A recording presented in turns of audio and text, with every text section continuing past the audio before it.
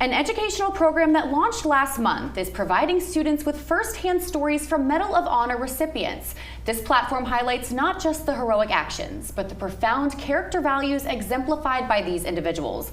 Let's welcome Brock Beaver, Social Studies Curriculum Professional Development Coach for Dorchester School District 2. I want to thank you so much for joining us today. And yes, you helped also with the development of this program, correct? Yes, I did. Tell me about this program. This program was designed for students to have easy access and to kind of put themselves in the shoes of Medal of Honor recipients, which is the highest military award for valor in the United States.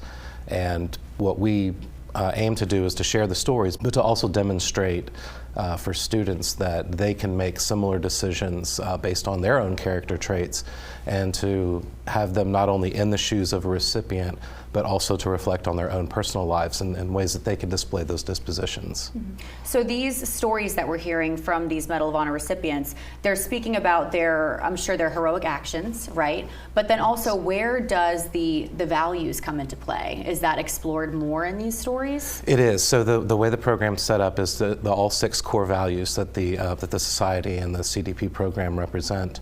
And in those, when you look at the actions of the recipients, they exhibit those. In many cases, it's really their core reaction to something they don't have time to stop and reflect on. These actions occurred, many of them in a split-second decision, and it was the revealing of those values.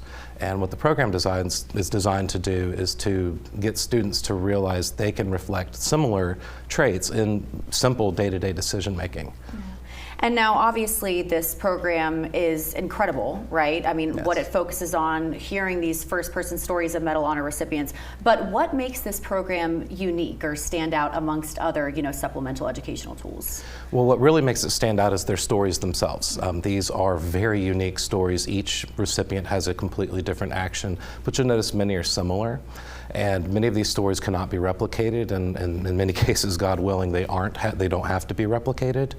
So that's what really makes it stand out. What also makes it stand out is just the vast diverseness of the recipients themselves. We're talking time periods, demographics, and many students can identify with any one of these recipients, from whether it's geographic location or basically something that they personally have done in their life. So to me, it's a very unique opportunity to step into a unique action that could have happened generations prior. It absolutely is. Yes. And now, so this was just launched in June of this past year. Yes. But this is, the character development program is a long-standing program.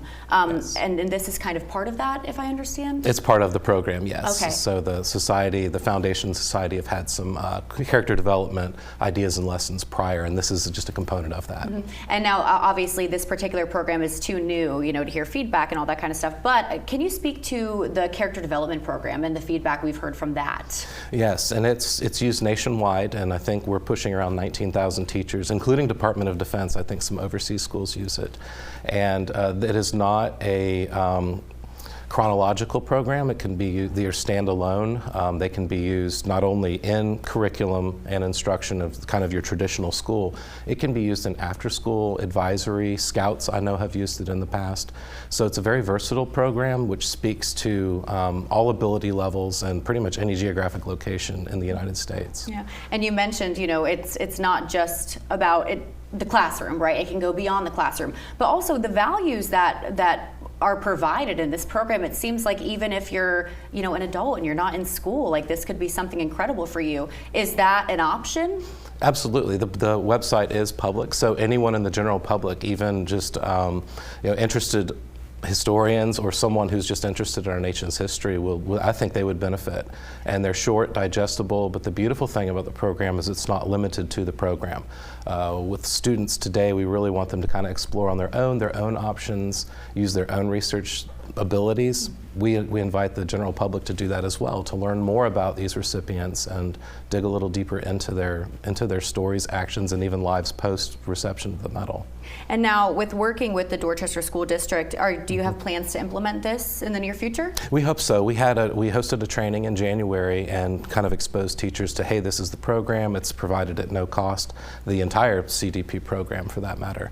And it was received very positively. Teachers are looking at it, and I know the middle and high school levels for the secondary lessons, but there are also elementary lessons that the CD program offers that even at young ages, just introducing the concept of citizenship and patriotism and even just simple civil discourse, which really is needed right now in the United States, absolutely. I believe. And the potential takeaways from this is great. And where can we find more information about the Path to Honor? So Path to Honor can be found on the Medal of Honor's website. It's cmohs.org.